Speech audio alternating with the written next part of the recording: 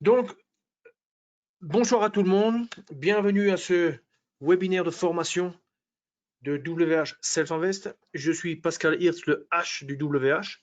Et le sujet de ce soir, c'est grosso modo une découverte d'une certaine manière de l'indicateur parabolique SAR. Alors, trêve de discussion, allons droit à l'agenda, au sommaire. Donc, je vais expliquer un peu ce qu'est le parabolique SAR. Et puis après, on va s'intéresser en se plaçant un peu dans le contexte de stratégie de trading qui utilise le parabolique SAR, quoi. Et là, il y a trois types d'utilisation: signal, stop, filtre. Et le filtre, c'est le filtre de tendance. Vous savez que moi, j'aime bien les filtres de tendance. Donc, je vais vous montrer comment on l'utilise en tant que filtre de tendance. Et je pense que on aura comme ça un bel aperçu des différentes possibilités. Ça restera un exercice on va dire, d'éducation, mais pratique. Alors, si vous avez des questions le long de la présentation, il ne faut pas hésiter à me les poser. Alors, ici, regardons un petit peu quelques slides ensemble. Donc, le parabolique SAR, en fait, c'est quoi? C'est quand vous voyez ce graphique ici devant vous, vous voyez, il y a une courbe ici qui est un petit peu rouge. Vous avez une autre courbe qui est bleue, et puis là, vous avez une courbe qui est verte. Donc, en gros, le parabolique, lui, c'est soit la courbe rouge, ou soit la courbe verte. Et pour le fabriquer, on utilise en fait la courbe bleue en plus. D'accord? Donc, on a la courbe rouge, et puis à un moment, qu'est-ce qui se passe? Vous voyez ici. Alors, la courbe bleue, dans ce cas-là, c'est la courbe qui rejoint les prix de clôture. Donc, vous voyez, le prix de clôture ici de la bougie blanche, c'est en haut. Le prix de clôture de la bougie rouge, c'est en bas. Lui, en bas, puis ça remonte, etc. Donc, on suit les prix de clôture. Et puis, lorsque la courbe bleue croise la courbe rouge, grosso modo, il y a inversion, changement on va dire, de tendance. Et puis, on se retrouve avec une nouvelle courbe, verte en l'occurrence, qui commence à la suite de cette intersection. Et puis après, on est parti. Donc, ça ressemble beaucoup à un super trend, mais ce n'est pas du tout calculé comme un super trend. Et c'est ça aussi qui rend, on va dire, cet indicateur intéressant. Alors, ici, j'ai mis les 1, 2, 3, 4, les 4 paramètres. Et après, on regardera un petit peu les paramètres, qu'est-ce qu'ils ont un petit peu comme impact.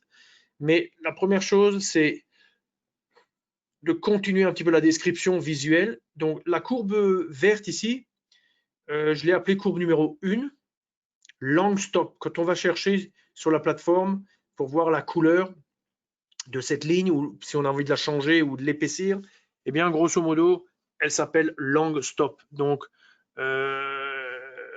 alors, comme c'est un mouvement haussier, hein, donc je parle ici de tendance haussière. Et puis, bien sûr, quand on parle de tendance haussière, on peut bien imaginer que cette courbe soit par exemple la trajectoire d'un stop suiveur. Donc c'est pour ça que ça s'appelle long stop, stop long. Et puis de la même manière, short stop, ça c'est pour la courbe rouge. Et puis là, on parle alors de tendance baissière. Et, et donc l'intersection, tant que alors ce n'est pas le prix bas ou on va dire c'est le prix de clôture qui doit être, on va dire, qui doit rester au-dessus de la courbe verte pour que la courbe verte se prolonge dans le futur. Dès que la courbe bleue, c'est-à-dire le prix de clôture, traverse la courbe verte, on a inversion. Donc c'est assez simple. Bien sûr, il y a des formules derrière cette courbe. Et, et comme je disais, elle est différente d'un super trend. Alors, vous savez que, bien sûr, dans la plateforme NanoTrader, on aime donner une interprétation à la plupart des indicateurs En l'occurrence, ici, le parabolique SAR, ici, je l'ai mis en fait dans une sous-fenêtre. Donc, on ne voit plus le chart à bougie, on ne voit plus que la courbe bleue du prix de clôture. Et puis, on voit les deux courbes vertes et rouges qui représentent le parabolique SAR. Et alors, en dessous, qu'est-ce qu'on a? On a la fenêtre dans laquelle on a mis en fait le Meta Centimentor. Et là, on voit une courbe que dans le jargon de la nano, on appelle le sentiment. Donc, un indicateur a une interprétation, c'est-à-dire il a une utilité, il nous sert à quelque chose ou à plusieurs choses, et le moyen de le rendre utile, c'est en fait de lui adjoindre une courbe qui s'appelle le sentiment, que l'on peut faire apparaître en affichant Meta-Centimentor. Et vous voyez que cette courbe, typiquement, elle va avoir des valeurs de 0 ici et de 100 en haut. Et 100, c'est quoi? On lève la tête, on regarde, et qu'est-ce qu'on voit? Eh bien, on voit qu'il y avait une tendance à la baisse, que le prix de clôture a clôturé au-dessus, et que maintenant, on a la courbe long stop qui s'est positionnée. Donc, ça veut dire qu'on est en présence d'un signal haussier. Donc, l'interprétation, elle est diverse. Elle nous donne des signaux. Ici, un signal d'achat. Ici, un signal de vente. Là, un signal d'achat et un signal de vente. Et ces signaux correspondent ici à ces valeurs. Donc, à l'achat, 100. À la vente, 0. Le reste du temps, soit on est avec le prix de clôture au-dessus de la courbe verte, et dans ce cas, on parle de tendance à la hausse, ou alors, le contraire, la courbe est en dessous de la courbe rouge qui s'appelle short stop, et dans ce cas-là, on parle de tendance baissière. Donc, l'interprétation du parabolique, elle est multiple, elle nous donne des signaux, elle nous donne des indications de tendance, et en plus de ça, rappelez-vous, la courbe en elle-même sert de rail potentiellement pour y faire glisser dessus un stop. Donc c'est un indicateur qui est très riche, qui fait partie un peu de la famille des tree-line break, des super trends et des quoi d'autre, le maximum des dernières bougies, ou le minimum, la courbe, le canal un petit peu comme ça défini sur la base du minimum, du prix minimum des dernières, je sais pas, 10 bougies, etc. Ça ressemble aussi un petit peu à ça, quoi. Ok, alors nous, on est des gens pratiques. Alors maintenant, intéressons-nous un petit peu aux paramètres. Donc, il y a un paramètre qui s'appelle smoothness span. Alors, smooth, en anglais, ça veut dire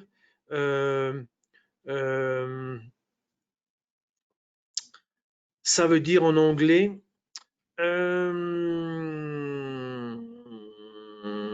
lisser, lisser, adoucir, lisser, exactement. Lisser, c'est-à-dire on a une courbe bleue. En fait, ce paramètre, il n'a d'influence que sur la courbe bleue. Donc, par défaut, le paramètre est de 1. Ouais, je reviens ici sur la page. Tac. Donc ici, le paramètre par défaut, c'est 1. Smoothness, ça c'est le lissage en fait de la courbe bleue. Donc la courbe bleue, elle passe à travers les prix de clôture, mais si je mets 2, 3, 4, ça va devenir une moyenne mobile, tout simplement. Vous voyez? Donc, si maintenant je fais passer ce paramètre à 10, vous voyez que la courbe qui passait au niveau de chaque prix de clôture, elle va devenir maintenant décollée, et elle représentera la moyenne mobile des 10 dernières périodes, c'est-à-dire là, en l'occurrence, elle va se décaler vers la droite. Elle va donc se détacher un petit peu du chart. Et alors, selon comment on règle, si on met 2, 3, elle va être relativement collée, mais elle sera lissée. Lissée, ça veut dire que, grosso modo, elle a elle fait pas d'angle. ou très peu. Là, il y a un petit peu d'angle, mais elle n'en fait pas trop. Et donc, elle est lissée. C'est ça le phénomène de lissage. Et en anglais, smooth, c'est ça que ça veut dire. Et span, ça veut dire période, quoi, nombre de périodes. Donc, quel est l'impact pour nous? Nous, on raisonne en termes d'efficacité, on recherche de l'efficacité. Bon, on s'aperçoit quoi? On s'aperçoit que si je décale cette courbe bleue trop, ben, ces courbes, les courbes vertes et les courbes rouges, elles commencent à s'éloigner aussi et à devenir moins efficaces. Donc, si vous prenez par exemple le signal qui était pas mal ici, signal d'achat, à la clôture de cette bougie-là, signal d'achat, tac, on rentre là, on a un beau mouvement, c'est un très très bon signal. Si maintenant je mets 10, mon signal, il intervient à la clôture de cette bougie rouge, c'est-à-dire en plein dans la baisse. Donc, ce n'est plus efficace. Donc, ici, j'ai mis, de façon un peu ironique, il éloigne les courbes vertes et rouges. Alors, bien sûr, probablement que si on va chercher des valeurs de 1, 2, 3, 4, ça va, quoi. Mais si on cherche un peu plus haut, à mon avis, ça devient contre-productif, comme on peut le voir sur cet exemple, quoi. OK. Alors, ensuite, on a un autre paramètre qui est le paramètre span high-low. High-low, bien sûr, haut et bas. Alors, ça, c'est un paramètre qui est important et qui est à la base, en fait, de la courbe. Donc, si on prend, par exemple, la courbe rouge ici, en gros, cette courbe rouge, lorsqu'il y a cassure, et il y a le début de la courbe rouge. Mais le positionnement de la courbe rouge dépend de ce paramètre. C'est-à-dire qu'en fait, ce paramètre, pour dire ça de façon simplifiée, c'est le plus haut local, oui, sur les 10 dernières périodes. Donc, si je compte 1, 2, 3, 4, 5, 6, 7, si je compte 10 bougies, le niveau de ma courbe rouge va être positionné sur le plus haut. Si je mets beaucoup moins de bougies, là je suis allé à l'extrême, j'ai mis qu'une bougie, eh bien qu'est-ce qui se passe? Eh bien, vous voyez que ici, la cassure, elle a eu lieu au niveau de cette bougie. Eh bien, le début de la courbe rouge maintenant est positionné sur le haut de la bougie actuelle, de la bougie, la première bougie. Vous voyez, donc 1, c'est très serré et grosso modo, c'est très dangereux. Donc, comme je le dis ici, le meilleur réglage, on peut régler, d'accord, ça a un sens de régler, mais ça n'a pas de sens de mettre 100 ou des chiffres très grands, ça n'a aucun sens. Et d'un autre côté, ça n'a pas de sens de mettre 1 ou 2, c'est trop serré.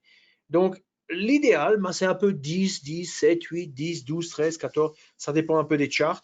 Mais grosso modo, il n'y a pas besoin d'aller chercher trop petit ou trop grand. Il faut rester autour de 12, de 10, c'est pas mal, quoi.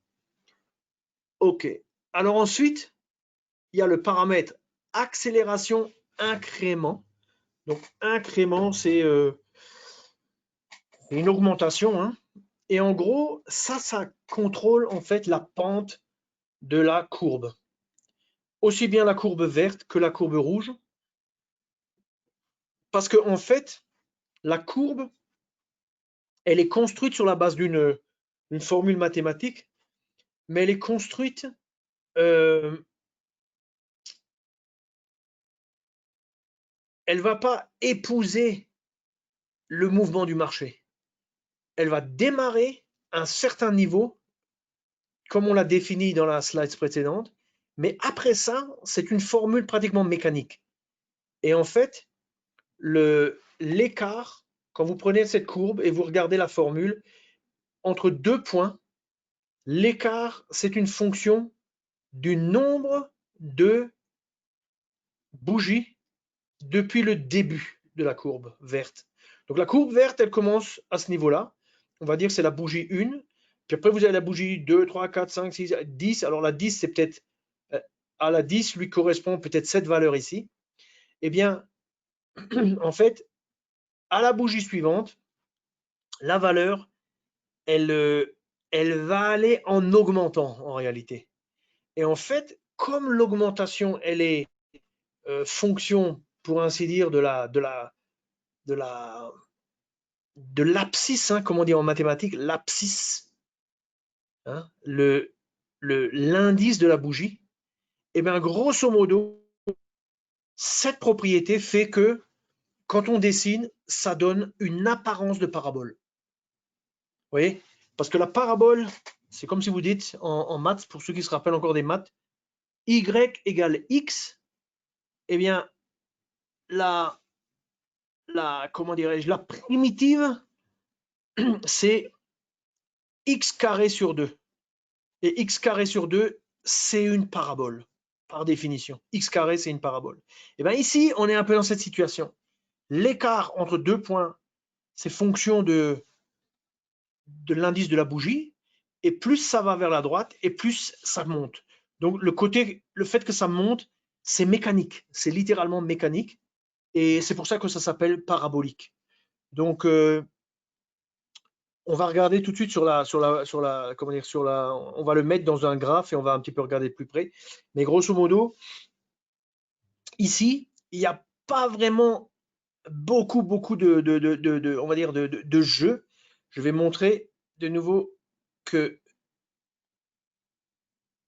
là, en fait, on avait 1, 2, 3, 4, on avait 4 paramètres. On a regardé le premier, le deuxième, on est en train d'étudier le troisième, mais sachez que le quatrième, il représente comme un maximum pour le troisième. Donc le troisième, il ne peut pas dépasser 0,2. Vous voyez? En fait, cette notion-là d'accélération, elle a un pas, une valeur qui va servir pour faire monter la courbe, mais on ne va pas dépasser un certain niveau qui est défini par ce maximum-là, cette valeur maximum, quoi. Alors, ça veut dire quoi? Ça veut dire que, grosso modo, ici, quand on donne une valeur à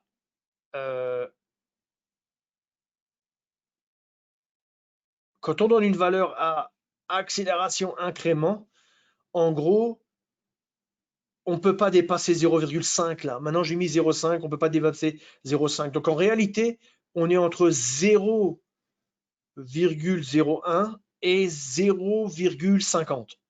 Ouais, ça, c'est les possibilités que l'on a. Et quand on va regarder, on s'aperçoit que en réalité, la sensibilité, elle est vraiment au tout début. Donc 0,02, 0,07, 0,010, mais au-dessus de ça, on s'aperçoit que ça n'a plus tellement d'impact. Donc une fois de plus, ça ne sert à rien de tester sur toute la largeur, on va dire, de l'intervalle. C'est un paramètre qui est concentré un petit peu vers le début. Et qu'est-ce qui fait ce paramètre? Eh bien, c'est lui qui détermine en fait la position du point suivant ou des points précédents. Donc, lui, il affecte la pente de la courbe. C'est ça qu'il fait. Donc, plus il est grand, plus la courbe, elle devient pentue. Et en fait, plus le parabolique va se coller au prix. Et dans ce cas-là, qu'est-ce qui se passe? Ben, ici, c'est bien parce qu'on a un beau mouvement, mais là, vous voyez, on se retrouve avec une cassure, une cassure, une cassure. On se retrouve avec plein de cassures dans les zones où il y a un petit peu de range. Vous voyez? Donc, plus on augmente ce paramètre et plus on va avoir de signaux et plus on va avoir de retournement de tendance et plus on va avoir de tendance et ça devient contre-productif. Vous voyez? OK. Alors, exemple en tant que signal. Alors, hop, je passe sur la plateforme. Donc j'ai ici le Germany 30, 5 minutes. Je vais le mettre sur... bon, je vais le laisser sur 10 minutes pour commencer. Alors comment on charge? On appuie sur ce bouton. On fait parabolique. Et là on voit quoi? On voit le parabolique SAR qui nous sert de deux choses. Il nous sert de sentimentor, c'est-à-dire d'indicateur ou de signal. Hein, mais il nous sert aussi ici de filtre. Vous voyez? Donc on peut le charger comme signal ou filtre. Nous, on va le charger comme signal. Et là, on a le choix. Est-ce qu'on le charge dans le graphique principal ou est-ce qu'on le charge dans une sous-fenêtre? Nous, on va le charger dans le graphique principal. Et alors, vous voyez aussi qu'en dessous, vous avez aussi le parabolique stop qu'on verra après. Et là, dans les stratégies, on voit une stratégie qui utilise ce concept de parabolique. Je ne la connais pas encore, cette stratégie, donc je ne peux pas en parler aujourd'hui. Hop, on appuie. Alors, je vais mettre tout de suite le Meta Sentimentor. Hop, je ferme. Donc, on va regarder un petit peu ce qui se passe. Donc, je prends par exemple, allez, une journée comme ça. Donc, ça, c'est pas la plus belle des journées, hein. On est dans un range microscopique. Mais c'est pas grave. Prenons ça là. Alors, vous voyez, l'intérêt, c'est quoi? C'est que quand le marché bouge, eh bien, c'est un bon signal. Vous voyez? Pourquoi? Parce qu'il nous donne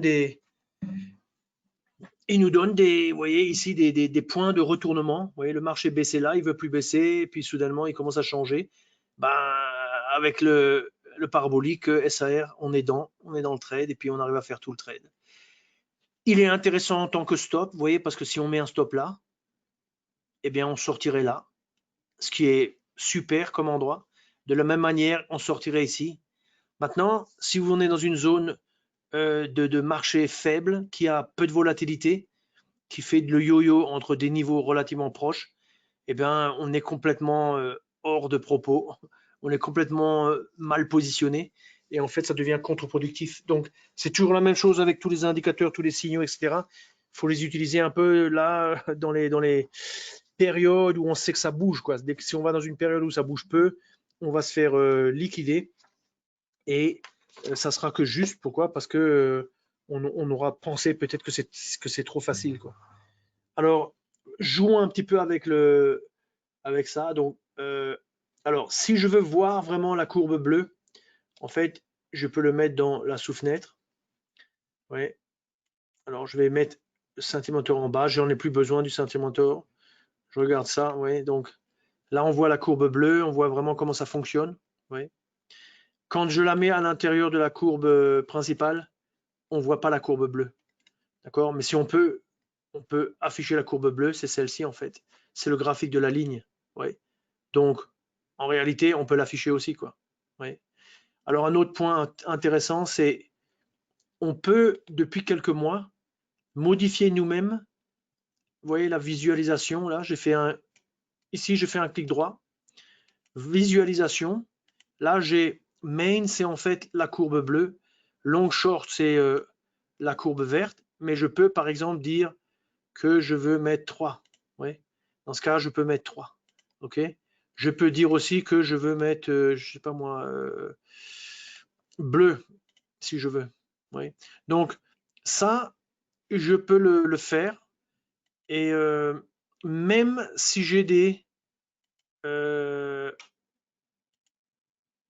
même si j'ai par exemple des indicateurs qui ont été programmés, je peux utiliser cette fonctionnalité pour aller modifier l'épaisseur. Alors, si je veux faire disparaître une courbe, bah, je mets épaisseur 0, elle va disparaître. Oui. Donc, c'est quand même assez puissant et j'en profite pour vous l'indiquer. Alors, maintenant, allons jouer un petit peu. Alors, donc, je disais, smoothness. On imagine que la moyenne mobile, on l'a fait partir. Vous voyez, au bout d'un moment, on est complètement dans le. Vous voyez, 23, on est complètement dans le cirage, quoi. Donc, ça n'a plus de sens. Ça n'a plus de sens. Donc, il faut être proche, pas trop éloigné. Moi, je le laisse sur 1. Ça va très bien comme ça.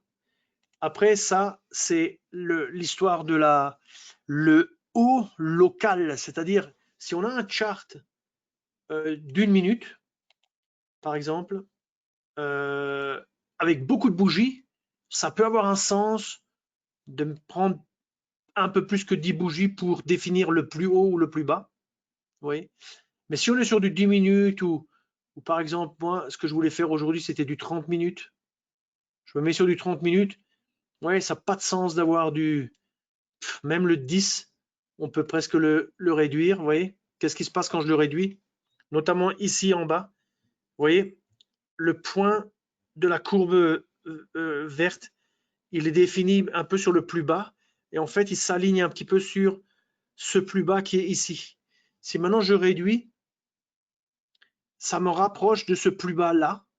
Donc, ça va me coller un peu plus là.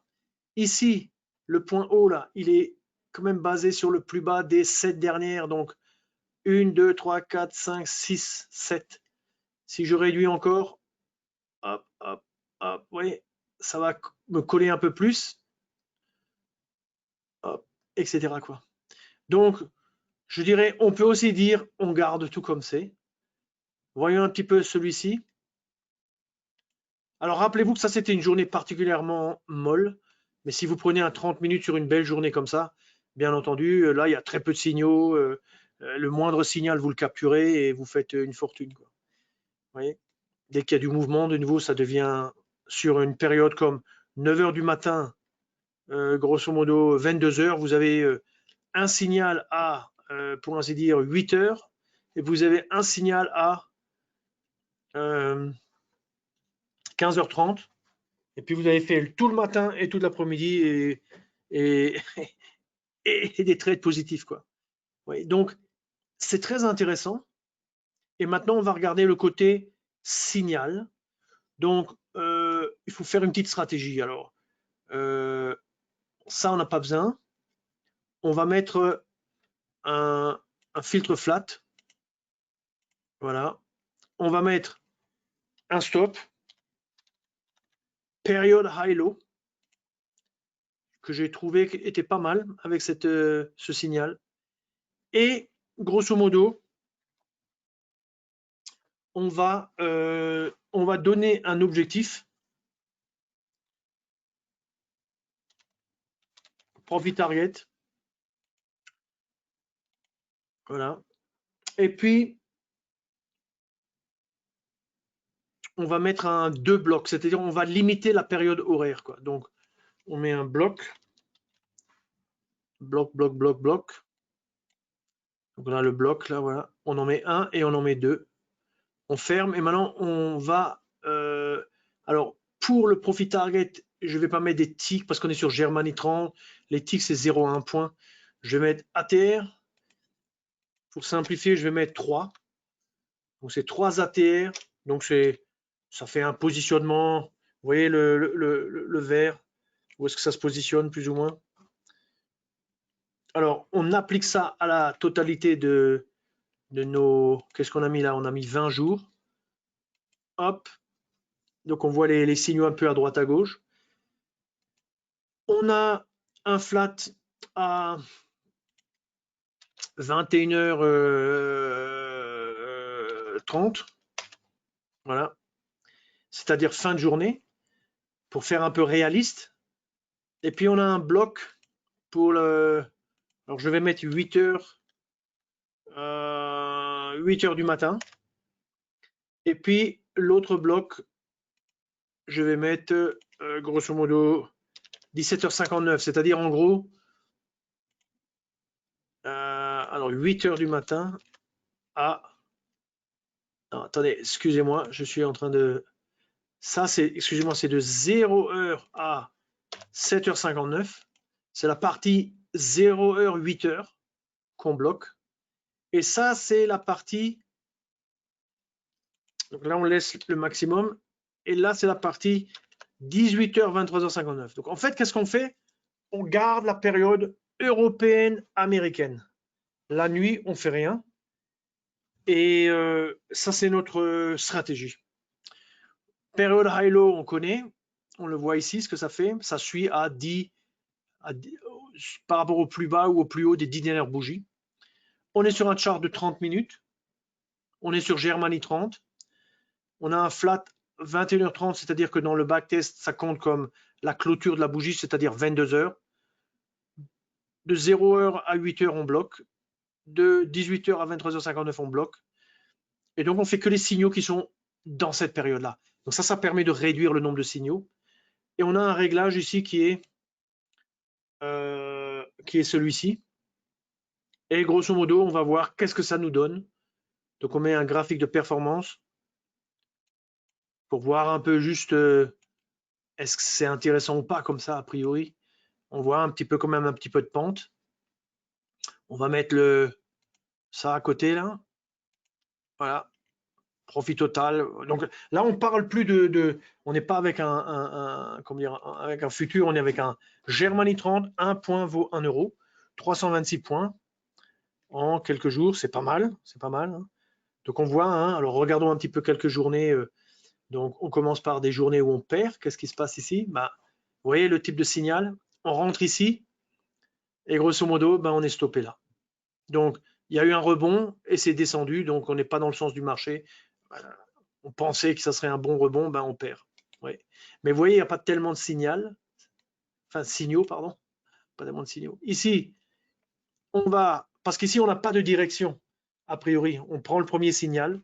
Donc ici, on était long, on va short, ça c'est le stop. L'objectif est là. Et grosso modo, on est stoppé là, dans cette bougie. Ici, on rentre long, le marché part latéralement, on clôture sans perte, mais sur la journée, on a perdu. Oui, c'est un peu comme ça que ça marche. Prenons une journée un peu plus excitante, comme par exemple, allez, même cette petite journée microscopique. Mais là, on a le matin une belle entrée. On garde la position toute la journée. Elle clôture avec un gain au niveau du flat.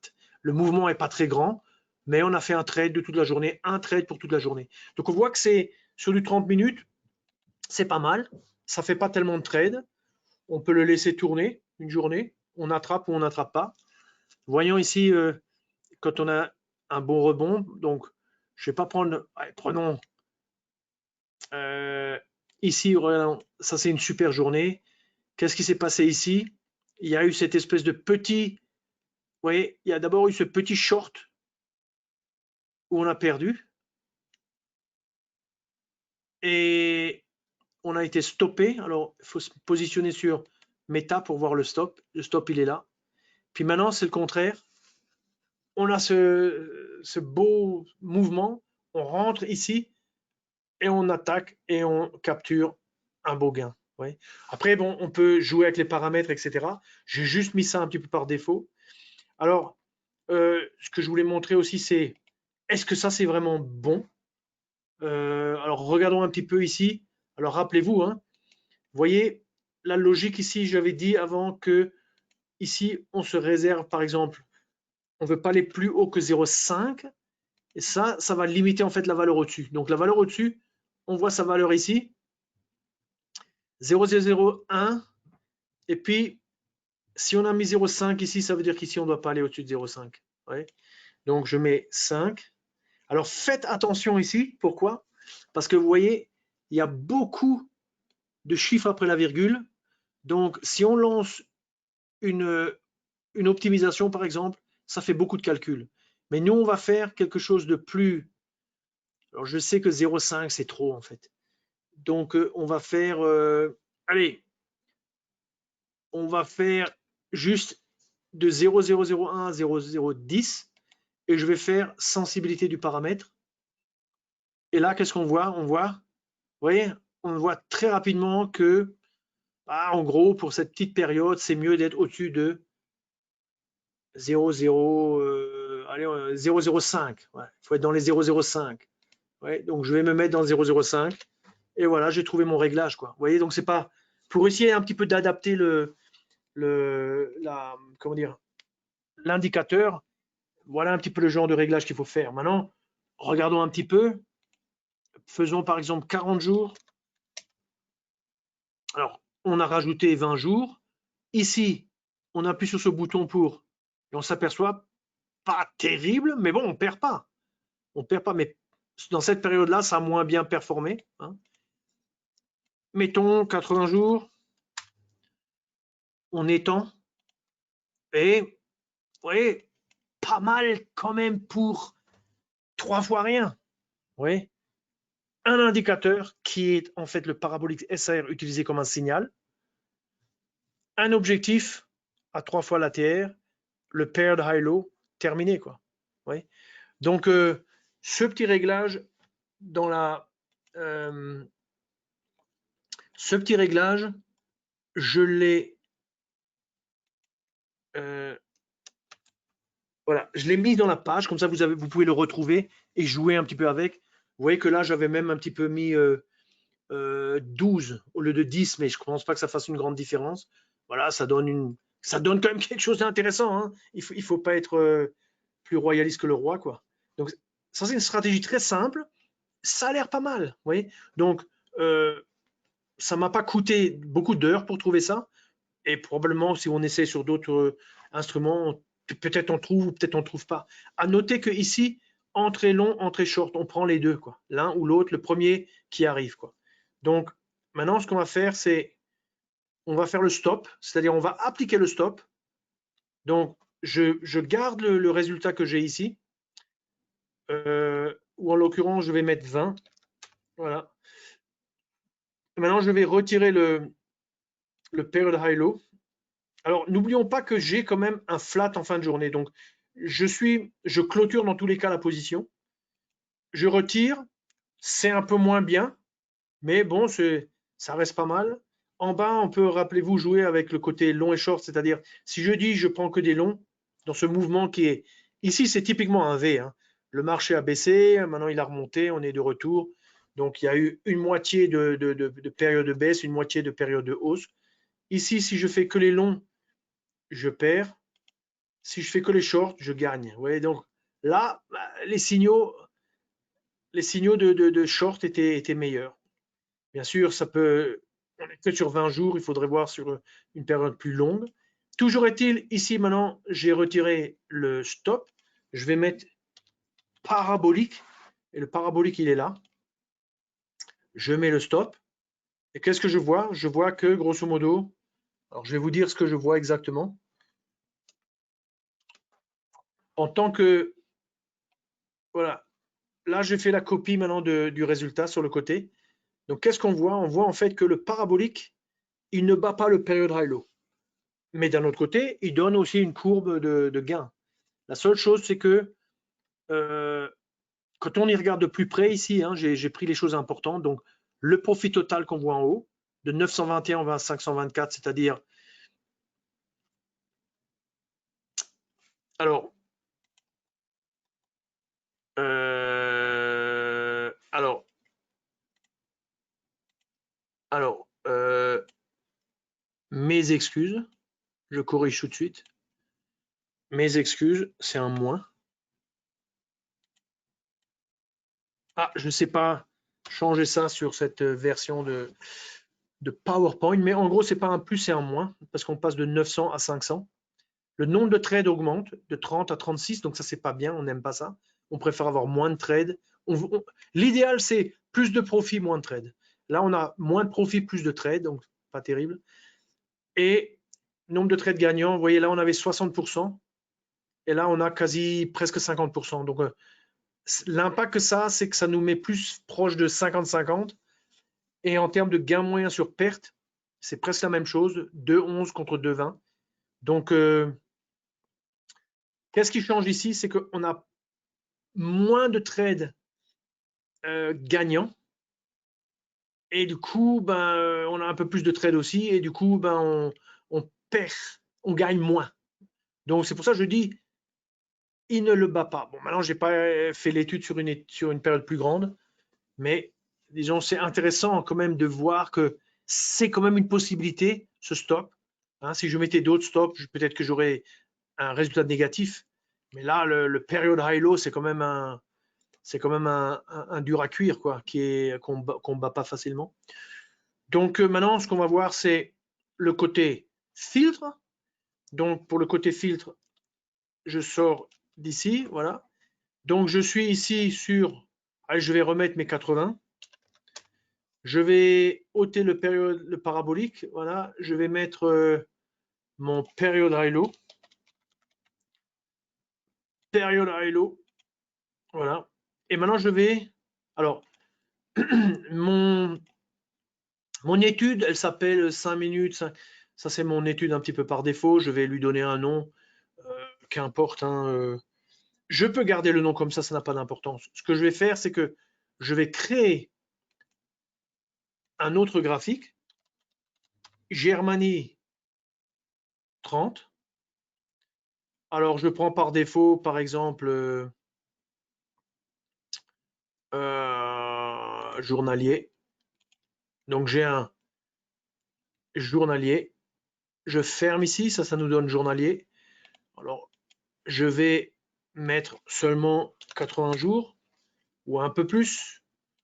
On va dire 100 jours ou 120 pour que... Voilà. Donc, ça, c'est 120 jours.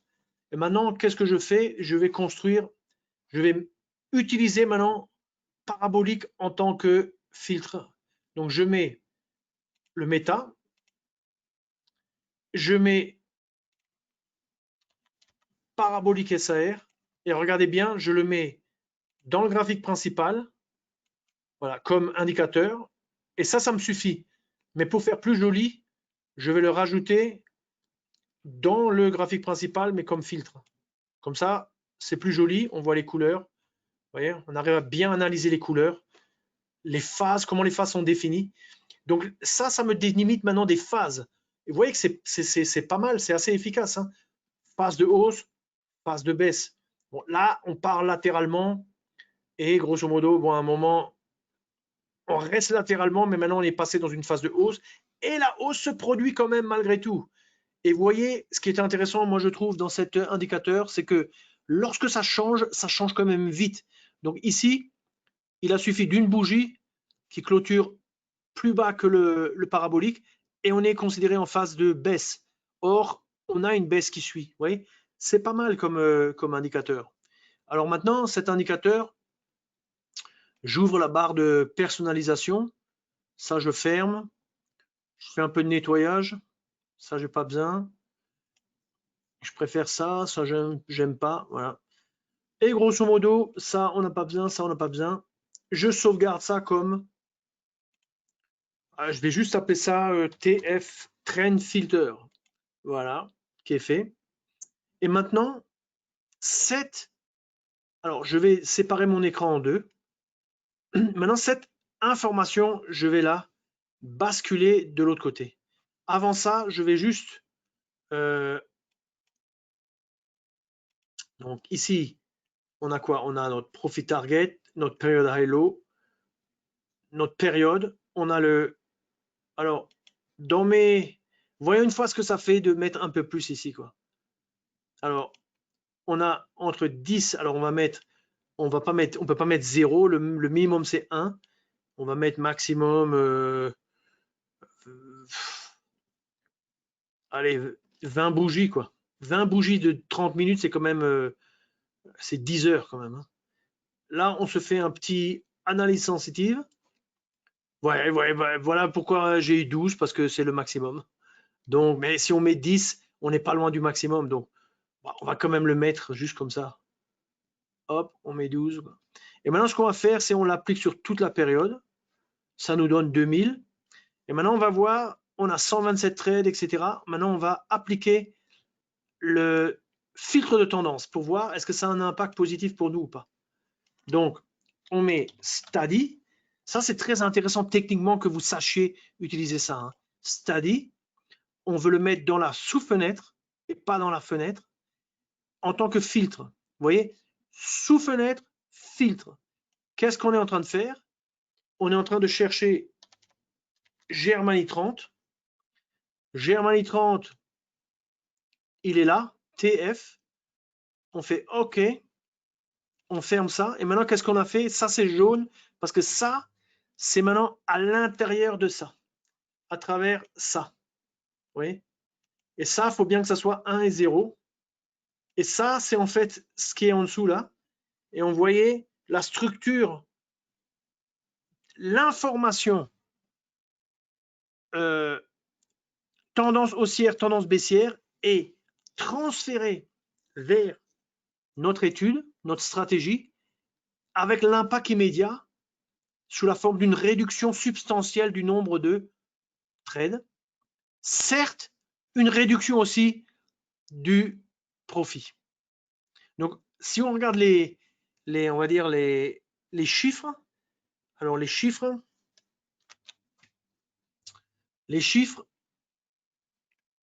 alors ça c'est le résultat. Ici c'est peut-être légèrement différent parce que j'ai peut-être les réglages sont les mêmes pourtant parce que j'ai fait ça peut-être il y a 1 heure à peu près. Mais on regarde et on voit quoi? Le PNL, donc le profit, baisse de 35%, mais le nombre de trades aussi. Donc, vous voyez, ça veut vraiment dire que le filtre ici, il nous réduit le nombre de trades, mais en même temps, il nous réduit le profit. Donc, ici, à la limite, si on trade presque de façon aléatoire, si on ne met pas le filtre de tendance, ça veut dire que si on a un signal short, on prend le signal short, on a un long, on prend le long, et au bout du compte, le résultat va être intéressant. Mais si on se met à être discipliné à faire que les longs ou que les shorts, selon les circonstances, sur la base d'un jugement objectif, qui est celui donné par le parabolique, eh ben, ça ne va pas nous faire gagner plus. Donc je pense que c'est intéressant comme information, mais d'un autre côté, je dirais en dernier ressort, on a quand même une courbe positive. On a moins de trades, donc moins de trades, c'est moins de frais, moins de risques, moins de frais, donc ça c'est toujours bon. Et après pour le reste, on va dire le pourcentage de trades gagnants, la différence elle est minime. On est à quasiment un trade sur 2 gagnants, gain-perte quasiment la même chose. On est à du 1,5. Quand vous faites un trade sur 2 gagnants et que le trade gagnant il gagne 1,5 fois plus que la perte, vous gagnez. Oui. Ça c'est les statistiques, c'est ça que ça nous dit. Et donc voilà, je dirais l'intérêt, on va dire, du filtre. Donc il reste efficace puisqu'il nous réduit le nombre de trades et il nous donne quand même un résultat positif. Donc c'est intéressant. Alors là, je vois une question de Jean-Claude.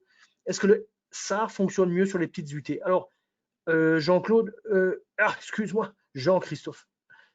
Jean-Christophe, ça fait au moins 5-6 ans qu'on ne s'est plus vu, on va dire, en face à face, quoi. Alors, excuse-moi pour avoir maltraité ton prénom. Donc, Jean-Christophe, les UT. Alors, je ne peux pas répondre à cette question. Pourquoi? Parce que je n'ai pas fait l'essai. Donc, ce que j'ai fait, c'est que lorsqu'il y a eu le rebond en forme de V, le rebond sur le, on va dire sur les marchés. Donc, si je mets par exemple 365 jours, vous voyez, quand il y a eu ce rebond énorme, je regardais comme ça et puis j'ai trouvé, je me suis dit, mais c'est vraiment, ce parabolique est vraiment super, quoi. Il nous aurait fait trader toute la période de baisse. On est sur du journalier ici. Et puis, à peine ça rebondit, il nous aurait fait trader sur toute la période de hausse, quoi. Donc, je trouvais ça super. C'est pour ça que je l'ai utilisé dans quelques présentations. Et je me suis dit, on doit fabriquer une stratégie, une présentation sur ce sujet parce que c'est un outil qui est très bien. Maintenant, d'un autre côté, tu me poses la question, qu'est-ce que ça vaut grosso modo sur du plus petit? Là, on est sur du 5 minutes. Donc, il faut que je mette du 1 minute. Alors, j'ai peut-être un peu moins de jours. 1 minute. Alors, bon, là, je dirais, ouais, pas mauvais, mais alors là, on devrait aussi, je pense, changer du coup on va dire d'échelle. Donc, on va mettre par exemple du 60 minutes. Et là, on va peut-être mettre du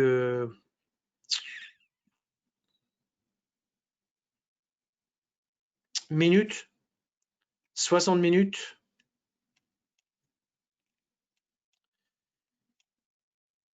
Oui, on se crée de la difficulté, quoi. Parce que qu'est-ce qui se passe? Ben, il se passe que on se crée plus de trades. Alors, je sais pas si le réglage est bon, est-ce qu'on est dans les bonnes heures. Enfin, on doit descendre ici. Oui. Allons dans du 5 minutes. On voit ce qui se passe, ouais. On voit qu'on a beaucoup plus de signaux, grosso modo. Oui, on a beaucoup plus de signaux. 240 trades alors qu'on avait 80 trades. Donc, je crains, pour répondre, je crains que probablement on se crée trop de trades et ça devient contre-productif. Stéphane, pour les stops, nous les mettons en dessous et au-dessus. Alors, pour les stops, alors pour conclure, pour Jean-Christophe, à mon avis, c'est pas bien d'aller trop petit avec ça. Ou alors, il faut vraiment limiter les heures et dire, je fais que l'heure de 8 à 9 ou je fais que l'heure de 9 à 11, quelque chose comme ça. Comme ça, c'est très, très limité. Et puis, on essaye. Alors, il faut un peu backtester pour voir ça marche ou pas. Ou alors, on fait peut-être pas on n'utilise peut-être pas le filtre de tendance. À voir, quoi. Pour ce qui concerne le 30 minutes, 30 minutes, allez, je vais virer ça. Voilà. Je baisse. Donc, le stop, si on met le stop parabolique, eh ben, il y en a un qui sera en dessous et il y en aura un qui sera au-dessus. Ouais. Donc, ça, c'est en dessous, par exemple. Ça, c'est en dessous, mais c'est pas le même réglage que l'autre. Vous voyez, lui, c'est 10,002. Ça, c'est 12,005. Ouais.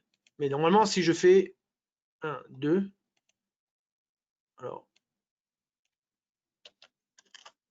ça devient un peu plus proche du parabolique SAR, mais c'est pas exactement la même chose.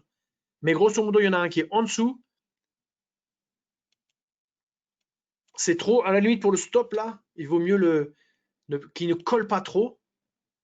Ouais, dans ce cas, il colle pas trop. Et puis, bon, après, il faut un petit peu backtester, hein. Mais disons que ça, c'est un petit peu le message, quoi. Ici, j'ai aussi mis un target. On pourrait penser qu'on fait des combinaisons avec peut-être le parabolique pour 2 contrats, et puis un target court, et puis un target plus loin sur, je sais pas, 2-3%. Et comme ça, on peut attraper peut-être plus lorsqu'il y a du bon mouvement, mais on va se faire quand même tuer quand il y aura du range, quoi. Ouais. Donc il n'y a pas de miracle, mais on s'aperçoit que c'est un indicateur qui est très intéressant. Il faut savoir l'utiliser.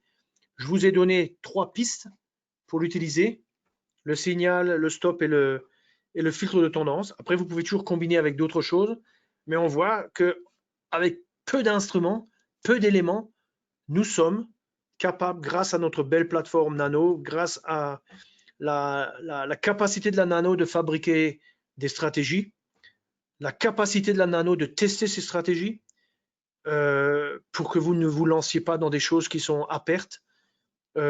Ça donne des opportunités. Après, est-ce qu'on sait les capturer ou pas? Ça, c'est une autre affaire.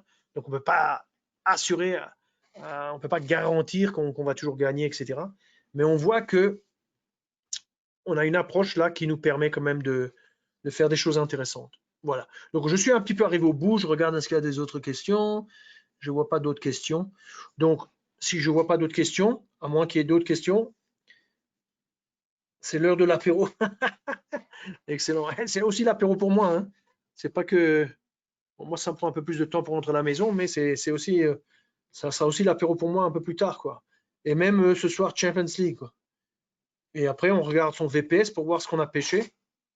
Et en tout cas, j'ai pas reperdu tout ce que j'ai gagné durant le mois de mars, mais je dois avouer que depuis le mois de mars, il y a pas tant de trades que ça parce qu'il y a beaucoup de trading latéral. En tout cas, mon filtre de tendance que j'utilise, il est quand même très sélectif. Donc, bon. Alors, je passe sur ma dernière slide. Donc, tous ceux parmi vous qui ne sont pas clients de Self-Invest, eh bien, cher trader, qu'est-ce que vous avez à perdre? C'est comme avec Trump. Qu'est-ce que vous avez à perdre? Qu'est-ce que vous avez à perdre? Pourquoi vous ne nous rejoignez pas? Self-Invest, une compagnie très très performante qui reçoit de nombreux prix. Pourquoi elle reçoit des prix? Parce qu'elle donne un très bon service à ses clients, ses exécutions sont très bonnes, sa plateforme de trading, ses plateformes en fait, parce qu'il y a d'autres plateformes, sont très bonnes. Et avec une bonne plateforme, il faut avoir de bonnes idées.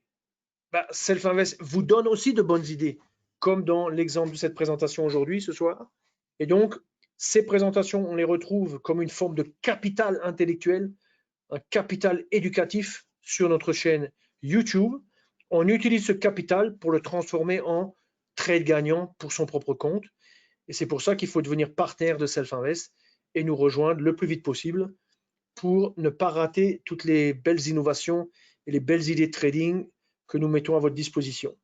Sur ce, je vous souhaite une très très bonne soirée et je vous dis à la prochaine.